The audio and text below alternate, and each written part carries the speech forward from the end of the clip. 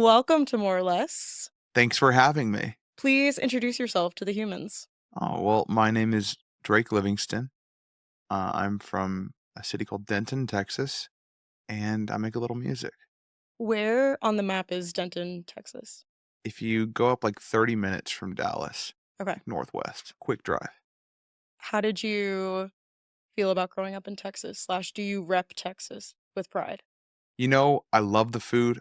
I love the people, like my family and all the friends that kind of, you know, gave me that initial urge to create music. And my mom was a musician and she used to play around town there. So I have good memories of it.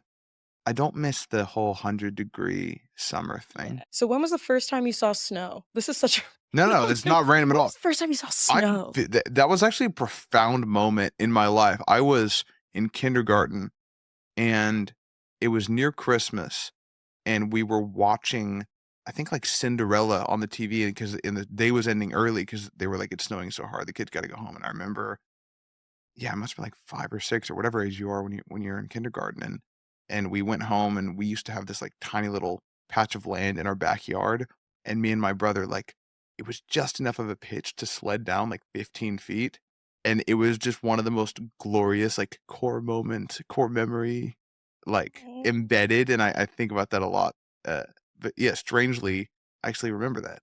Yeah.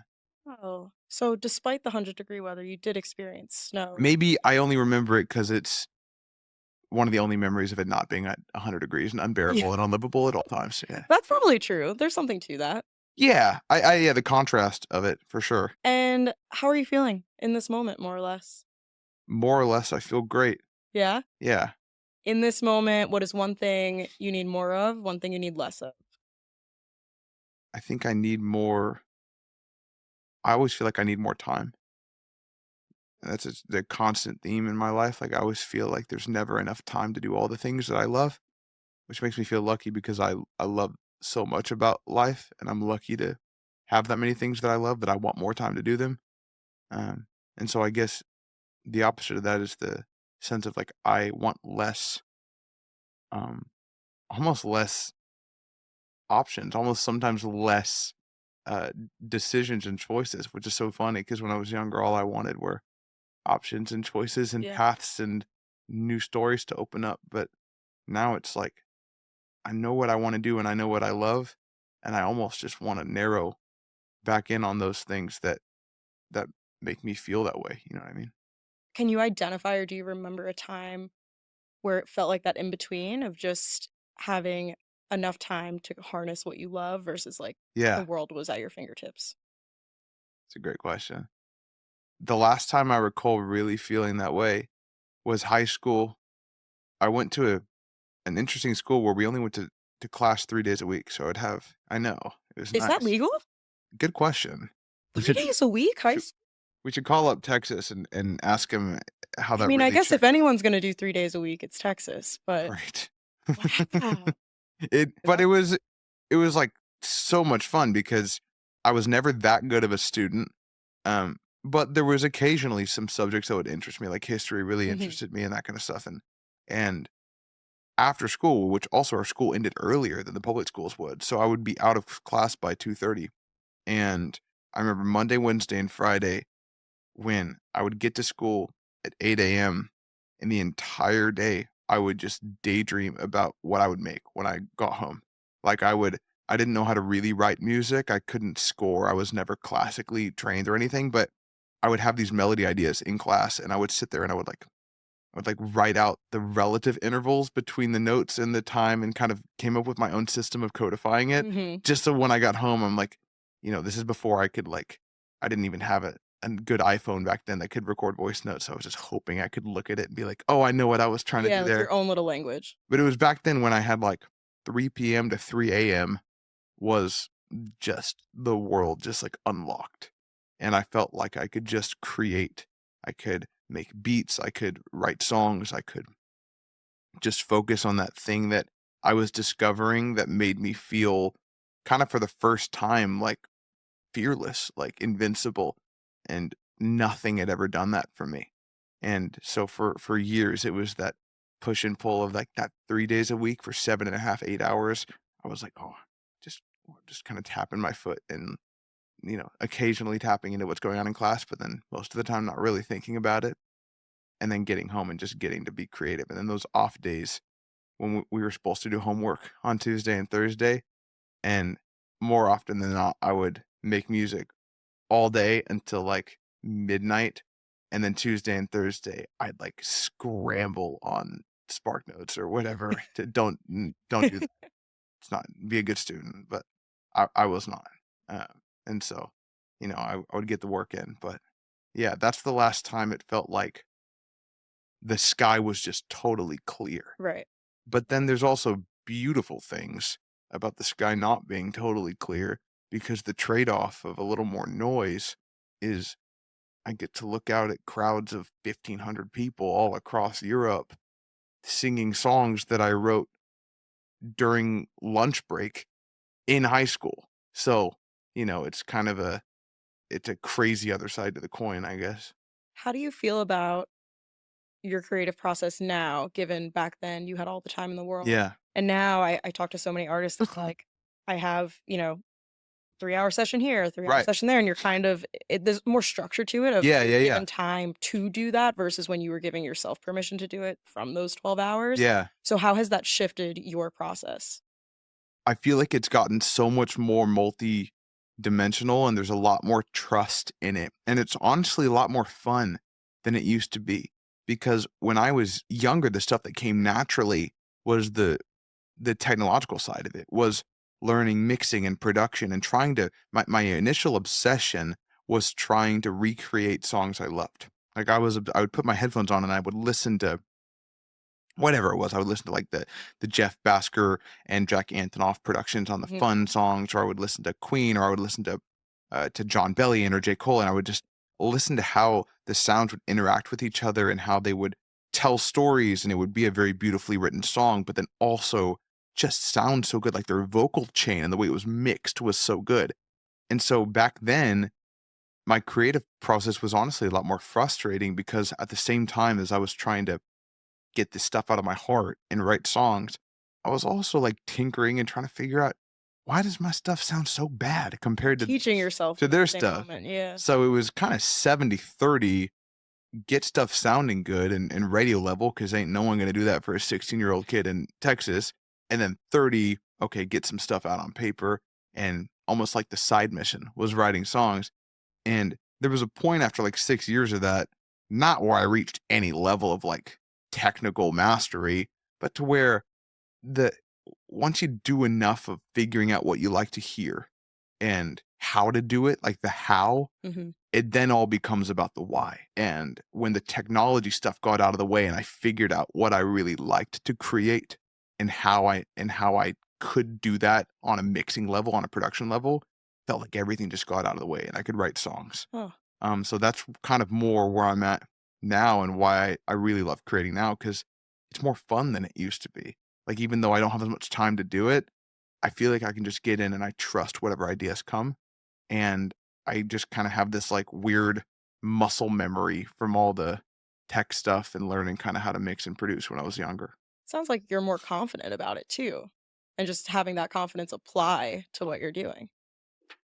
Yeah, I think that there was a long time where I would really kind of obsess over needing things to be a certain way for a Mhm. song to happen, like there's a formula or something, and it's just not true. Because 'cause I've now been across so many different countries and in so many different places when inspiration strikes, like, the best song idea I've ever had in my life, I just walked into a bathroom in the basement of a Swedish meatball place, and it was just a title and the whole chorus came out. I literally typed it out right there, and it's like, the more that stuff like that happened, and it wasn't me, like, premeditating, what do I wanna write about and what do I gotta get out of my system, it just becomes more fluid and more free, and I think that just comes from repetition. It just comes from having written so many things, and some of them really suck and some of them don't, and overall, it just tends to lean more towards stuff I love over time. Are you a lyrics person first or a melody person first? Or does it depend? It depends. Typically, I'll be, like, obsessed with a phrase or a word or a title, and it won't have meaning, and it's almost like a melody that will float elsewhere out of the Mm, ether gives it meaning. So, it's like a word will hit or a phrase. I'm like, "Oh, I love that title, don't know what it means yet." It goes in the pocket, yeah. and then I'll be sitting at a piano, and a chord progression will find it, it's way there, and I'm like, "What is this? What is this?" And it's almost like there's a Rolodex of all those unused ideas, like the lost toys looking for a Yeah, home. yeah. Like, "Ah, you're coming down to earth, I and gotcha. you will land here." And that becomes a song, and it's cool because it kind of forces a song to exist because then the lyrics that fill the space between the concept and the melody under it, it just incentivizes a song to be made. It's like no longer a choice. It's like if I have a gut reaction that those 2 things belong together, I gotta go figure out why that was, and then the song fills the space between those. That's fascinating. What's what's your favorite lyric that you've ever written? Or maybe not a lyric, but maybe your favorite song you've ever written that you're the most proud of? I really do love Half-Life and Glow feel like they capture thematically and production-wise a lot of why I love music, and every time I hear those, whether it's live or just listening to the recording, I'm really proud of them. Yeah, Yeah, I love Glow. That's thank one of my you, personal top 5. thank you. It's that song in particular, there were some moments where it was really hard not to cry live, because I knew what that song meant to me, and I was telling my manager, like, when I'm in the moment of creating it, I go so narrow and I get so obsessed with just making sure that it is what it needs to be. But then when it's done and I send the final file out or whatever, or it's off to mix, like I really let myself and just get hit by it Mm, and listen to it like for the first time again. And when I listened to Glow just walking through, you know, Sherman Oaks over the couple months after I finished it, I just got so emotional, like the same level of emotion that I had when I first had the idea. And I was just so excited to play it live, and I hoped people would feel that. And when I looked out at this tour we just did, and it was the first time we played Glow, every night it was the most emotional moment of the set. Like people were just, they brought signs for it. They said that this song changed my life. It saved my life. I was just so grateful because it's that same energy just transmuted with people across the world that I've never met. And they feel the exact same thing as that thing in the pit of my stomach when I wrote that song. And I wouldn't trade that for the world. It's just, it feels like magic. it's amazing how artists have this unique power. I mean, music is a universal language, but in creating a song like Glow, you harness that feeling, put it into words, put it into music, and then put it out in the world for other people to connect to it. But I find some artists feel still attached to that Right. song, that they wanna hold on to that moment that they wrote it. Or Right. on the other side, they're like, Interesting. "I want to Right. detach and I want everyone else to interpret it for themselves." But it sounds like you have found this magic balance between those 2 feelings. Yeah, it's really interesting. I tell fans at the VIPs a lot and at the concerts, like, I feel like as much of a spectator as Mhm. they do. Like, you might look at an artist on stage, and maybe this is true for some artists where it's like they're out and they're making their statement and they're doing their thing and they're there to be like, "Hey, I am putting on something for you. This is my show and you are here to observe it." That's not how I feel. It's the same feeling when I feel like songs get delivered. I feel like songs are an energy that I am lucky enough to encounter when I get a title or when I get a melody. I mean, there's been moments where not only am I sitting down at the piano and nothing's coming up, and I'm like, I don't even know how to play piano. I'm not even a musician. And then my fingers will just fall on the chords in the right way. And then this idea will come out of nowhere. And I'll literally look up and I'll be like, what is this? Like, where did this come from? It's just like an idea from elsewhere that just I'm lucky enough that it found me, and that never turns into another feeling, like, it's not like I get deeper down into creating it and suddenly I feel ownership of it. Mhm. It's kinda like the entire time of creating the song, from the moment the idea hits me all the way to producing it, I'm kind of just in awe of it. It's like a little sprite that just arrived in my room, and it's, like, floating around, Yeah. and I'm just trying to convince it not to leave, and it's like it's lightning just trapped in a bottle, Yeah. And when it comes to the song live, it's like that same energy that was captured there gets then released out to a field of people that all get to feel the same thing, and I don't feel responsible for it then either. I just feel like I get to watch it, and to me, it feels like it's maybe even more special than it is for them because they maybe see one person, Mhm. experiencing it, but I get to see 1,000 people feeling the same thing that I'm just lucky I got to feel, Yeah. and it just doesn't get old. It's almost like they're experiencing it on a micro level while you get to have this macro experience of seeing thousands of people. I just wish like, I wanna find a way one day to, like, whether it's, like, have a camera on stage facing them Yeah. or play a lot with if we have cameras in the pit, like, finding fans and stuff. Because I know some concerts that I've been to really do a good job of capturing the fan experience and kind of blowing it up and showing the fans. It's I no amount of money could ever buy the feeling that I get when I look at 500 people that speak different languages from Mhm. different parts of the world in the same room and have completely different stories, but they're just singing the same thing and it means something to them. Feels like when I was younger, there were moments at summer camp or church that did that for me. And what's amazing is like this is a place where it's like it doesn't matter what you believe or what you're going through or whether you're, in the best moment of your life or you're at the lowest depth, that feeling can unify everybody. And it's just a miracle. I was gonna ask if there was any moments in your own life that you can remember experiencing that kind of catharsis of just letting go or Yeah. releasing. When I was 9 or 10, we had a little, I think it was a Sony Jambox. And the only application it had on it didn't have a screen you could touch. It was just a little dial. And I think the only thing it had on it was Pandora. And we didn't have premium either. I don't My dad didn't wanna Had pay the for that. ads, yep. Yeah, so it had the ads, but that's where I discovered pop music.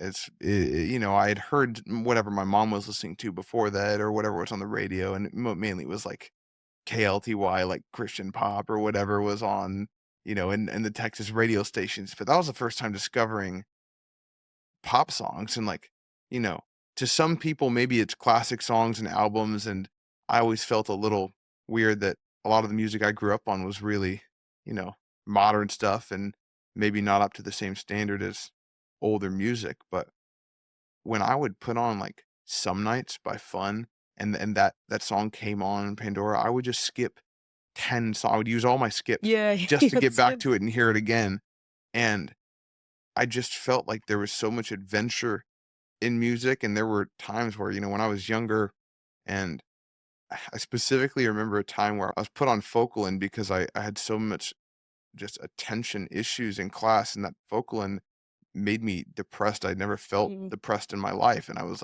sitting in bed, and I was like, "I feel emotionless. I feel nothing." Like, it feels like there are just needles going through my brain, and I was like, I've lost all passion for anything that makes me excited. But I remember during that period when I was like telling my parents I needed to get off of that, and I was like, and they were like, okay, just, let it get out of your system and stuff. I remember the one thing that made me feel something was just being on that jam box and just flipping through Pandora and just discovering new sounds and different stories and people doing strange and interesting things with music. It just lit up my brain and it still does that. So cool. Thanks. I forgot about Pandora's skips. Man, You had a couple skips and that was it. yeah, yeah, I would get a little tired of it today. Now everything's so instantly It's true. accessible. Now we have everything. Yeah. So you chatted a bit about the live experience, but I'm curious, album release day, a song comes out. Do you experience that same connection with fans through socials? I mean, you have an incredible online following and a great audience that's so involved in your world. Yeah. Do you still feel connected through the screen? Or is It's it a different kind of it's connect? hard. Yeah. Not really. Like, it's hard to feel love through a screen. That's why I want people to come to the shows. It's why I want the real life moments. Because I think you can tell it's a good one-way communication tool. Like, Mm, through the screen, you can really for instance, I love this medium, right? Like, I love podcasts. I listen to podcasts all day because I feel like that's people's art form. yeah. Like, this is your art form. Like, and I get to know people almost like a friend, but I can't talk to them, and I'm talking to you right now because I'm here and we're making this, but when I'm on the other side of the screen, that's, you know, it's a one-way communication, Mhm. and even when fans can comment and you can interact back, there's now so many people trying to communicate that it's just so hard to really feel like I have a connection with them through the screen. And so I really view social media strictly as a vehicle to visually present a story, to tell the story of why I love the music, why I think people should listen to it, and ultimately why they should come to the concerts. Because that's what I want to be. That's what I want to be in the world. I want Mhm. to put on shows that unify people. And it's a good vehicle for that. Have you always felt that way about social media? There was a gamification element of it Yeah. when I was younger because it was this elusive thing, like, I grew up on the internet, I grew up making That's why I yeah, asked. like, I grew up making YouTube videos of, like, technology, like, I was obsessed with these technology reviewers like MKBHD and Austin Evans and that kinda stuff, and, like, I loved that you could build a personal brand based on something that you love Mhm. completely for free and then own the keys to that kingdom and kind of have this fan base of people who are interested in this niche thing.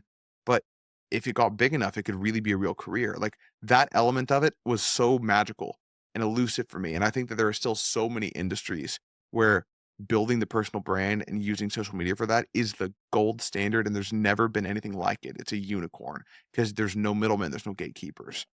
With music, I found that after spending a good deal of time gamifying it, and then ultimately, eventually, like, you know, having some really viral moments and reaching a lot of people, I found that there's kind of a dead end with that feeling. Because like once you've done it and then you've reached real people, there's this crazy effect where for some reason, 300 people in one real life room feels like more than a million uh, numbers Yeah. on a screen. And when I realized that that conversion rate is different, right? Like the value on a heart level, maybe even on a real life brand impact level for an artist is actually bigger to have 3 or 400 people in a room than to have a video with a million views. And that clicked for me when I started touring. I think my mindset towards it started shifting towards what I mentioned. Towards wanting to be more of a performer, Yeah. seeing people's faces, Yeah. seeing them sing the songs is more meaningful than clicks, numbers. Th- Seeing people's faces Yeah. makes me want to go make music. There are stories that I can see in their eyes without them telling me that make me go wanna translate whatever it is I just saw. It's impossible for me personally to feel that through a screen. Yeah. And you said you do VIPs. Yeah, they're really fun. How do you conserve your energy? I'm always so curious by artists that do VIP before Yeah, their yeah, yeah. show. So, I'm a little weird. I don't do one-on-ones. Okay. I feel just like I would wanna give everybody the time of day, and I would the last thing I would ever want is for someone to feel, like, dismissed. Just yeah. And They had 30 seconds right, versus this whereas person this had a person got a minute. minute, Yeah, I yeah. would never want them to feel it, but what I try to do is get in a real chilled out mood, like, with some ginger tea. I'll be, talking a lower tone of voice, but and I'll go out in a super loungy outfit, and there's usually 80 to 100 people, just out there, and I will stay out there until crickets are chirping. Like, every single question that they have, if it's maybe some people just wanna say, you know a certain song connected with them, or they have been there since 2020, and it's just they want to say something nice, and I just get to look at them and tell them thank you. Or someone has an elaborate question about why I mix things a certain way or what a certain song is about. I love that kind of open dialogue discussion. Maybe it's because it reminds me of like the kind of school I grew up going to. It's just very like open discourse, like that kind of stuff. And um, I kinda just talk to him for an hour, and I will make it awkward. I will be the last one. I'll be like, "Does anybody else have any questions?" Because I don't want there to be little Susie in the back who's had her hand up for an Aw. hour, and then she goes on weeping. Like, it's like, no, like, eh, I want everybody who took the time out of their day, and 2 hours early, let alone before the show even starts, to feel like they know something that they didn't know, and I'm just lucky that they're interested in knowing in the first place, so, yeah. It speaks to how you talk about performing and touring in general. You mentioned earlier you're not necessarily performing for them, trying to make a big act of it, of you versus them. Right, Like there's a weird hierarchy. It's more so you're just an equal and you're sharing this experience of live music with them. right, And it sounds like that's how you apply VIP too. And it just seems like that's who right. you are as a person. Is it's not this I'm artist and you're No, fan. It's that we're just here to celebrate music. my job on earth is to be a conductor. My job is not to make you think something different about me or to create something that impresses you. Mhm. My job is to corral human beings to see awe and wonder in the world and really to see the world for what it really is, which is something that, despite being very dark and difficult and extremely painful sometimes, it is also something very, very, very beautiful. And it also is a lot of what you make of it and what your mindset is in those really dark and painful moments. Um, and if I could, you know, look back in 50 years and tell myself that I spent my time doing my best to bring people together to find the truest inner voice within themselves rather than pumping up this brand that I have and trying to glorify that, I'm going to be so happy knowing that there's, again, it's kind of the same thing I mentioned of the scale of 300 people in one Mhm. room versus a million views, how emotionally different that is. When I hear somebody come to a VIP or hold a sign or be crying in the front row and just tell me, like, pull me aside while I'm singing and saying, like, this song is the reason that I am here and I would not be alive if not for this song. One of those is worth untold millions of dollars that I would not take over that feeling. So it's the scale between there is no price that I can put and no amount of fame or success or idolatry that I could place over somebody whose life was changed by something that I was lucky enough to write. And that same principle guides all the decisions that I make with music and with touring. Yeah. That's your why. Yeah, It's what keeps you going every yeah. day. And I think it's so important that artists and humans in general find that because a million likes is not gonna get you that feeling. It doesn't do anything. I just wish people knew that you can have your dreams come true, and there was a version of me that needed to find this out. Mm, And of course, like, a lot of people say, like, "Oh, it's, like, easy for you to say. You're touring around the world. Music gets to be your job." And, like, all I wanna do is music. It's like, I promise every step on the ladder that you go up comes with equal problems and overhead and the balance of happiness that people who have, you know, who get to do their dream for a living, your piggy bank of accessible happiness, on a chemical level, at least from people that I've met, seems to be about the same. Doesn't matter, it is lovely when you get to that point of I get to do what I love for a living. But that's the biggest jump you'll ever make, I feel like, yeah, where it's like my day is no longer controlled by what other people want me to do or think or say. I get to create. After you get to that point, I mean, the difference between that and 20 times that is about this much. right, And I think it's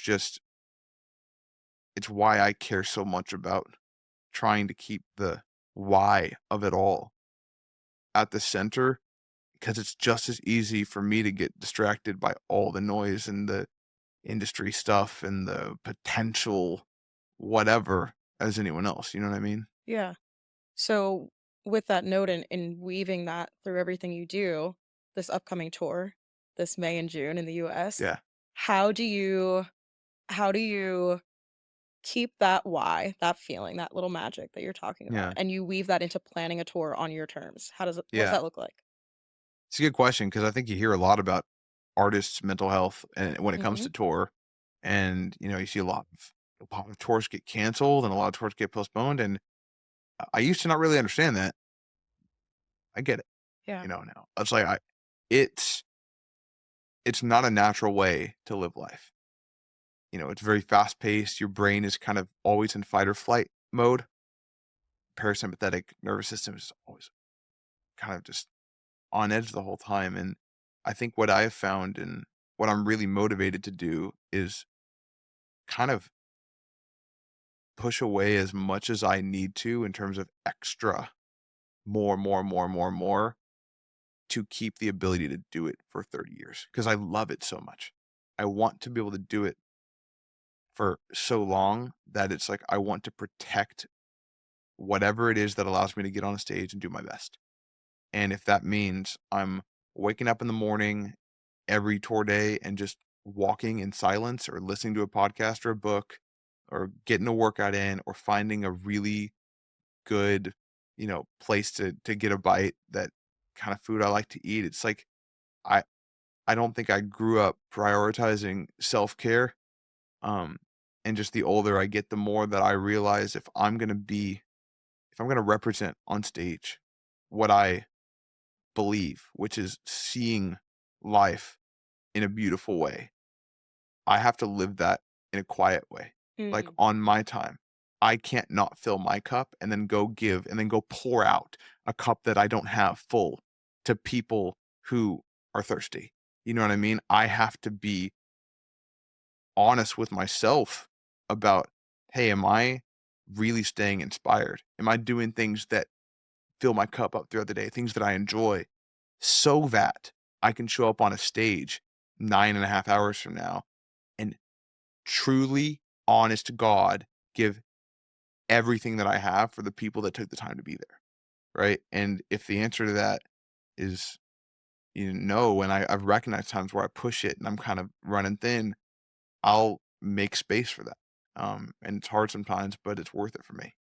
So it sounds like it's a lot of self-awareness and being able to check in with yourself quite often, if not daily, Yeah, of where you're at. yeah. Almost like a barometer really, because every day is different. You're waking up in a new city almost every day. Different time zones, Yep. different weather, Yep. sounds in a different place. So looking ahead, are you doing 2 nights on, 1 night off? Or I mean, it's all of it. Thankfully, all the routing that I've had so far is like very manageable. Like some nights which it'll, people don't realize that really can make or break yeah, how you feel, how your yeah. performance is. If you're I know 3 3 on, 1 off used to be the big model, but it can be really, really hard to sustain that. I can do that for a couple times a tour, like Yeah. 3 or I even did a my set's not too long right now, so even a 4 is like manageable, Mm, but when you're sick, like not as much. yeah. It's like you got to kind of ride the wave a little bit, but and then it's also something that I discovered is like finding creative ways to change the if my energy is different, right? Like I get on stage and maybe I don't feel 100%. Maybe it is the 4th night and I'm absolutely, like, definitely have bronchitis, and I'm scared that, there's this little thing in the back of my head that's like, "Hey, you're gonna get laryngitis, lose your voice, or, you're gonna have to rely on whatever to get you up on stage every night," or, like, I really hate, for instance, taking prescription, um, like, steroids and stuff Mm, for my voice to work. I before in previous tours, I would have to do that, and it would get in my head because I feel like that stuff would really mess with me mentally, and I was committed this tour to not do that, to not use that, and for no other reason than I don't like the way it makes me feel, and I feel like it sticks with me, but then there's the fear of like, "Hey, am I gon is this thing gonna work when I get on stage?" And what I did and what I found I could do with this tour that I didn't know before is, like, take that energy, take a little bit of that fear or that thing and realize that's the same thing I used to put into the music when I didn't know where else to put it. When I don't know where to put fear, I have to put it into art. And when I'm about to go on stage, it's like, well, there's 1,000 people here, so I'm doing the show. It's like instead of letting that just ruminate in my head, I find a way to transmute a little bit of that fear or that anxiousness or that antsiness into the performance and to be like, you know what, this is the song I'm gonna take out that emotion mhm. on. Or this is the theme of tonight is overcoming something that you're scared is gonna take you down. And finding a way to channel that somehow makes it like kind of an ambition or a game to conquer that fear in the present moment. Um, and it's really fulfilling to try that live and, it makes it more of a story for me, I guess. I think that's so important that A, you recognize that because I'm totally with you that when you have those negative emotions, being able to place them somewhere that's not up here Yeah. in your head is so powerful because Yes. you're only hurting yourself when it stays up here. Yes. Once you're able to express it or whether it's going on a walk or talking to someone or performing live, you're able to express yourself in a different way that's not just in your head. That's ultimately our biggest enemy is typically up here. I completely agree, and it's why expression is everything. If there's one message for my generation, it's just we need to get out of Yep. here and but not be afraid to let out what's in here, to take all of those things that are coalescing, whether it's the anxieties, but also the ambition and that fear of if the ambition is even possible to bring into reality, you just let that spill into a medium that calls your name and you can create magic. That's where magic comes from. It's from allowing all those things to just delta into, I don't care if it's painting or it's songwriting or it's production. When you let that out and you don't hold it up at the dam, you will be unbelievably impressed with what you can create. That's where magic comes from, but people feel like if they let that out, they're gonna be judged Mhm. or their conscious, subconscious self is gonna judge, "Oh, like, don't let that out. That's ours. That's a lie." The lie is that our internal self thinks it's protecting us by keeping it in here, but all the harm that I've ever had is caused from myself, it's caused from my own mind, from keeping it in here and not creating it, letting it out, and giving it to other people and just trusting that it'll do what it needs to do, you know? Yeah, it's the ego part of our brains and not Yeah. getting out of our own way, and Yeah. that ultimately leads to negative thoughts and I call it the spiral or the Oh rabbit my hole. gosh. My I know therapist it. calls it the I rabbit get hole, it. but that's where you end up when you don't have anywhere to voice it. Yeah.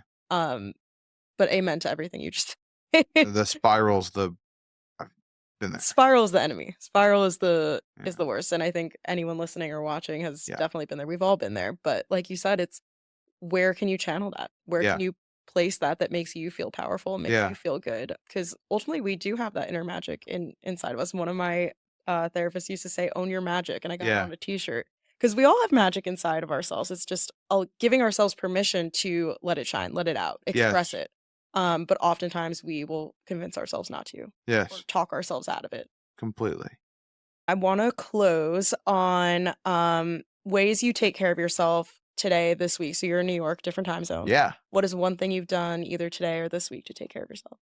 Uh, this morning, I woke up a little earlier than I would have liked, and I ran to this little market called Union Street Market in Lower Okay. East Side, and I got about half a pound of steak and about half a pound of sweet potatoes, and had a delightful meal sitting on a bench on a median in between the roads and watched the sunrise. And then I went and lifted heavy weights for an hour and, came back and was felt ready for the day.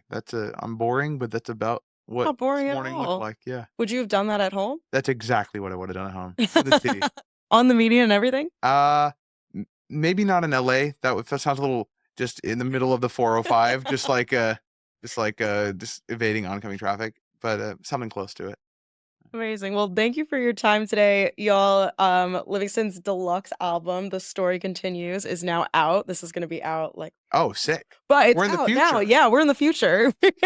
Please stream and support, and you'll be on tour US and Canada, right? I will, all over the Amazing. place. All right. So if you want to experience all the magic that we talked about today, go see Livingston on tour. You should come. See you there. Thanks, everyone. Thank you so much for having me. Thank you. This was Great awesome. questions.